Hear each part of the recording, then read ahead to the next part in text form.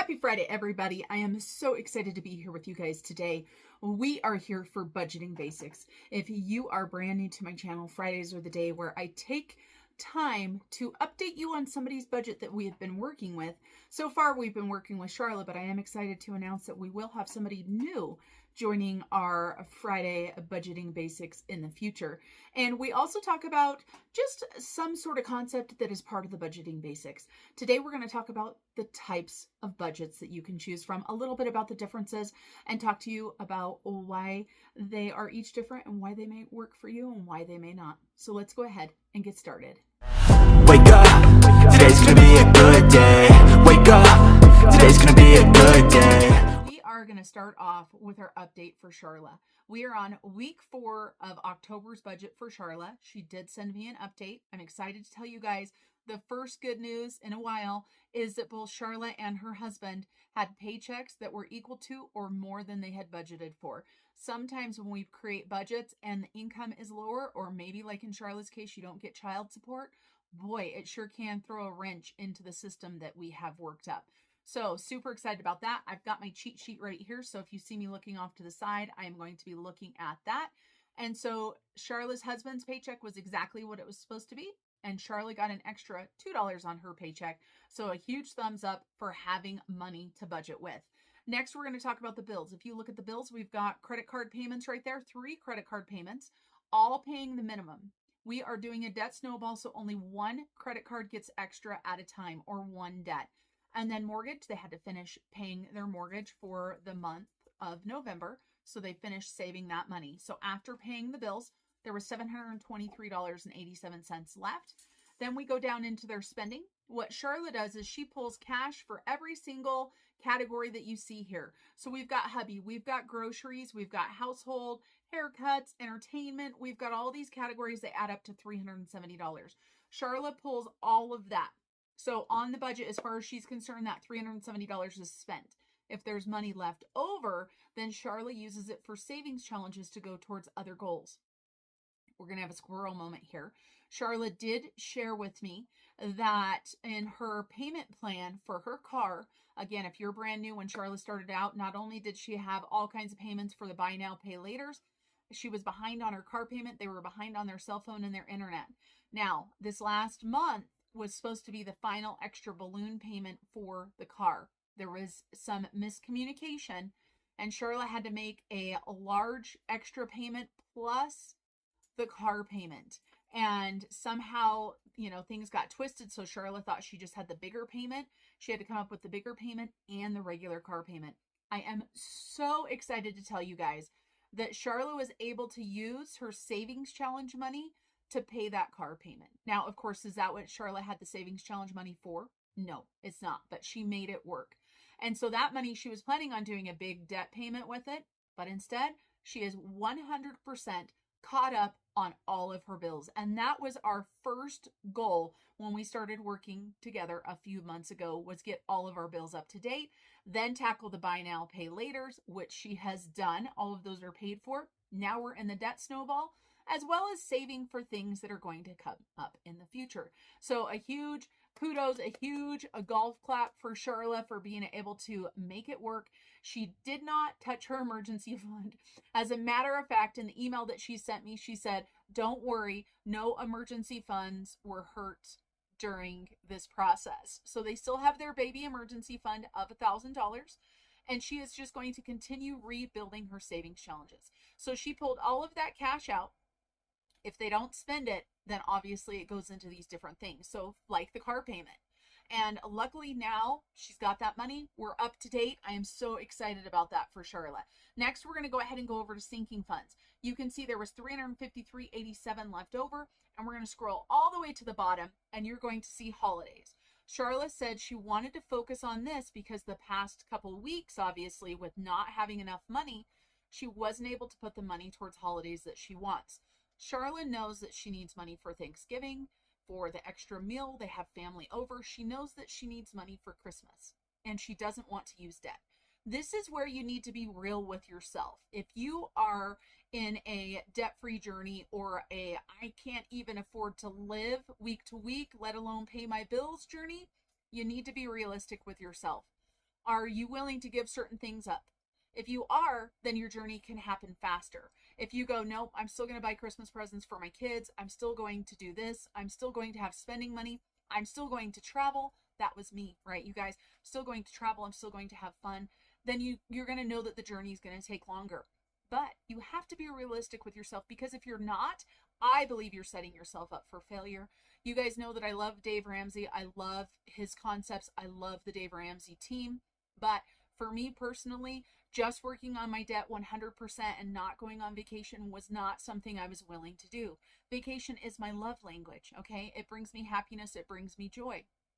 However, you guys, I wasn't going on vacations when I couldn't pay my bills, couldn't feed my family or anything like that. So make sure that all of your needs are filled in first, right? You've got to have your mortgage paid. You've got to have money for groceries. You've got to have gas for your vehicle to get around for a job or to transport your kids to sports and stuff like that. And then once all of those are taken care of, then you can allocate the money that you want. And so Sharla took $317 and put it into her holiday sinking fund. This is Sharla's budget, you guys. This is Sharla's choice. As I always say about budgeting, it is personal. You know, would have I done the same thing? I have no idea what I would have done, because it's not my budget. It's not fair for me to put myself in her shoes because I'm not in her shoes, right? I know what I do on my budget, and I give advice to others on how to become debt-free, how to get caught up with their bills, how to be able to afford their life with what they make. And we see in our country right now, with what is happening in the government, this is not a political thing at all, but we know that the SNAP benefits shutting down, all of the stuff that's happening in our country is going to affect so many people. It's going to affect neighbors, friends, family. It's going to affect children whose parents can't afford to feed them. And so it breaks my heart. And I have, you know, my son who can afford to feed himself. However, he is laid off right now and is bringing no money in. And so I chose to take some of my extra giving money and pay it forward to my son and his girlfriend and buy them groceries. Locally, you can take money to, or take food or donations to the local food pantry. If you know of a family that needs help, or maybe your church does things together, you can help feed people. I think this is a time when we need to pull together and help each other, because we don't want people out there not being able to feed themselves or their children. And it's scary, right? It's a scary point. I can tell you guys this. When I was born, my mom was a 16-year-old foster child. And so my mom was on government assistance. My mom did have food stamps. A lot of my mom's siblings had food stamps as well, because they were foster care kids. They didn't have parents and things like that. And I remember going shopping, not specifically with my mom, because she did get off the food stamps within a couple years, I believe. And my core memories were not there yet, but I remember going with my aunt and her having the books of food stamps to pull them out. And my aunt had 4 kids of her own, and her husband worked. However, she had debilitating arthritis where her hands, you know what I mean, like her fingers actually moved the other direction. And so it was assistance that they utilized, and there are a lot of people in the country that need it. And so just because I'm not in that part in my life where I need it, you never know when you're going to need it. And I'm so hopeful that our country and our government can pull together to figure out a solution so those in need can get the things they need. Sorry, you guys, I didn't know I was going to talk about that, but it is something that's near and dear to my heart, because like I said, when I was a baby, my baby food came from food stamps. I know that. When I was a baby, I tell my kids this, I didn't have a bassinet. I didn't have a crib. When I was a newborn, I slept in a dresser drawer that my mom pulled out of the dresser and lined with baby blankets. So you never know where you're going to be or how far you can fall. So just keep that in mind. So $36.87 was what was left. And of course, originally our plan was to put money towards Capital One Quicksilver, which Sharla did, $30. And you guys, another golf clap, another celebration for Sharla and her family. They have paid off the Capital One Quicksilver. That's right, you guys, another credit card gone. And they were going to put money towards the Capital One Cabela's. Sharla decided to put the money aside for holidays instead, because if she doesn't save the money, then she knows she's going to put it right back on a credit card. She'd rather save the money, not use the credit cards. That left $6.87 left over They still have $1,000 emergency fund. They have all their buy now, pay laters paid for, the car, the internet, cell phones, those are all caught up. And now we're starting to pay credit cards off. This is how it can work when you're willing to do the hard work to figure out, where is my money going? How many of you guys go, I make plenty of money. I should not feel this poor. I shouldn't be living paycheck to paycheck. That's where I was 5 years ago, you guys. I made plenty of money. I just was like making it rain. All right, so let's talk about the types of budgets. I'm not going to spend a ton of time on this because I know a lot of you guys that watch my channel already have a budgeting system in place. If you watch my channel and you watch my budgets, I do a zero-based budget. This is what Dave Ramsey recommends, and I actually do love a zero-based budget. What a zero-based budget basically means is you take your net income, the income that comes home, after taxes, after 401k, after all of the things come out, and you take that money, and whatever that is should equal your expenses. So in your expenses, that includes absolutely everything. So that includes all of your needs. That includes your mortgage, your car insurance, your utilities, your gas, that type of stuff. It also includes your groceries. It includes your wants as well, but it also includes your savings and investing. And you should have, every dollar should have a job. That's what I say. Every dollar is assigned for something. And then that way you have a zero-based budget. So when you go through, you allocate every single dollar. Now, me personally, I'm not going to leave a dollar in my checking account, right? Because sometimes things happen and I forget. So I have what I call my rollover. My rollover stays in there. And sometimes it can be easier to buy stuff I don't need or that's not budgeted because I know I have that rollover, but I'm pretty good about leaving it in there. And so you'll see on most paychecks that I have a rollover. Now, if you watch a paycheck, which I'm getting ready to do my husband's budget coming up this next week, he has no rollover on this budget, but he still has money in his rollover. That's why I didn't add it to it. So it doesn't mean you have $0 in your bank account. It just means that you've given every single dollar a job. And of course, that's the budget that I use. So that's the one that I know the best. Now, I do have my little notes right here for a couple other budgeting methods, just in case the zero-based budget doesn't work for you. There are multiple budgets and you need to find one that works for you, because this is about you. It's not about me. It's not about your next door neighbor, Sally. It's not about your cousin, Joe. Okay. It's about you and your family and figuring something out that will work for you. So next we have the 50, 30, 20. And for this, you've got 50% going to your needs, 30% going to your wants, and 20% going to your savings and investing. Now, the way that you figure this out is you've got to figure out what your net income is. And then for 50%, you take your net income and you times it by 0.5. Same thing for wants. Wants, so net income times 3, savings net income times 2. That is how that works. That's how you allocate all of your money. That's the 50, 30, 20. So for the 50%, it needs to pay for your mortgage, your rent, your car payment, your utilities, your groceries, your debt, your minimum debt payments, insurance, tithe, giving, if that's part of your budgeting system. Your wants, that's 30%. This is what gets people in trouble right here. Our wants are what get us in trouble. Our entertainment, our dining out, our traveling, our shopping, our hobbies. And so 30%, and then 20% goes to retirement, other investing, and additional debt payments, as well as, let's see, emergency fund. Okay. And so that's 20%.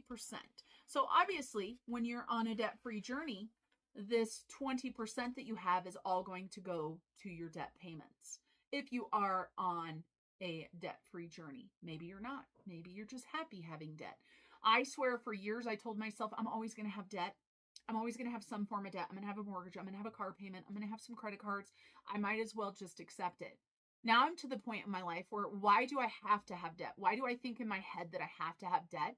And I believe truly it's because we've been brainwashed into thinking that you're always going to have debt. You need a new car, so you're going to have a car payment. Guess what? You don't need a new car. You don't need a car that's 2 years old. If you've got a car that's 10 years old and it still works fine, it still runs, gets good gas mileage, all of that stuff, why do you need a new car? Wants, right? Your best friend got a brand new car and you're like, oh, I want that. But my car was fine until my best friend got a new car. Somebody gets a new house, and you start looking at your house, which you were previously very happy with and very proud of because maybe you've done a whole bunch of work in it. That's our house. Our house is small, it's older, everything, but I love our house because it is our house, and we have spent 15 years total here. My husband, about 15 years, and we have done a ton to this house. And my yard, I'm proud of my yard, right? It doesn't matter that my friend just got a brand new, gorgeous new house. I don't need a new house. I really don't. And so we've got to be careful of that. And so with the saving and investing, they recommend 20% of your income should be going to savings and investing. And so often we don't do that. So next I'm going to touch on the last budgeting method that I'm going to speak about today. And that is the pay yourself first method, or the reverse budgeting. Most of the time when you budget, you take the money for your bills, you get your money, right? You get your paycheck, say you get a $2,000 paycheck, and you go, okay, I have to pay this bill, I have to pay my car payment, my car insurance, I need to pay the power bill for the house, my cell phone bill is due. You do all of that stuff, and then you get into, I need grocery money. Sorry, the dogs are barking. I need grocery money, I need gas money, I need all of that stuff. And then whatever is left, you save. That's how a lot of people budget, because they don't prioritize it. So one of the reasons to do the pay yourself first method is to create a habit to start saving. And saving and investing for your retirement, for your future, is more important than you know. I am almost 50 years old and I'm way far behind on saving for retirement. So that is a top priority of mine, as well as paying off my mortgage. So the first thing you're going to do, well, you're going to treat your savings like a bill. So if you've got rent and all of a sudden rent goes up by $50 a month, you don't like it, right? But you have to pay it because you're not going to be out on the street. You need to have the same concept with your savings. So no matter what the amount, say it's that $50, you create that as a bill. So that $50 savings is a bill. It automatically comes out of your account. I recommend you do that if you're working on an emergency fund or anything. Do an auto transfer every time you get paid for that amount. That money's gone. It can't go to anything else. It's going into savings. It's going into investments. So you pay yourself first. But before you decide amount to pay yourself, you have to calculate all of your expenses.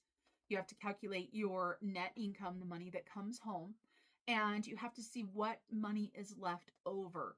You're not just saying, oh, my paycheck is $2,000. I'm going to save $1,000 and use $1,000 for the rest. But you have rent of $500 and groceries of $200, a car payment of $400, and all of a sudden you don't have enough money. That's not how it works. You've got to figure all these things out first. But once you get the percents figured out, or the amount that you want to do, you pay yourself first. That money goes away. You don't even know it's there. It's kind of like for my husband, putting into his 401k. He is getting closer to maxing that out because that's a goal. And also our HSA. These next few months, we are putting extra into the HSA to max it out for the year. If you guys have an opportunity to have an HSA and you're not utilizing it, you are missing the boat. HSA is tax-free money. It's pre-tax, so you don't pay taxes on it. You can take it out tax-free to use for medical expenses.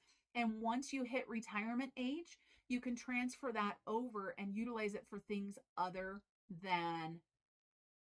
Sorry, my daughter is texting me. I just gave up on my phone. You can use it for things other than medical. And so we are maxing our HSA out and super excited to be doing that. So let's see. And then, of course, after all that, you allocate the rest of the money for your needs. So you take out the amount for the savings, right? And then you allocate the amount for your needs. So car payment, rent, groceries, all of that stuff. And what is left is what you put towards your wants. This can help you if you have a spending problem, which so many of us do. I still have a spending problem. Now I don't so much spend on myself. Well, it's the same problem. I just have adult children now instead of young children. So for example, my daughter, 2 baby showers. I have spent quite a bit of money on the baby showers because I want to, and I want to make my daughter happy. Also, with my son losing his job, I just spent an astronomical amount stockpiling some food for him. So I know the kid's not going to starve to death. He's 20, and yes, he is an adult, and I am an enabler through and through, but I know this about myself. And I also know that my son is going to learn a lot, even if I bought him a case of mac and cheese from Sam's Club. It's going to be okay. He'll still learn the lesson. All right, you guys, that's it for me this Friday. I am so excited, like I said, to be back with you guys today. This week I've been super sick, so I'm feeling amazing. Excited to be in front of you guys, excited to share Sharla's update, and also talk to you guys about some budgeting methods. Let me know down below what budgeting method you use. And until I see you guys next time, remember to keep on smiling. Step 1, wake up early, gonna rise with the sun. Step 2, get some good, some food in you. Step 3, think real hard about what you wanna be. Step 4,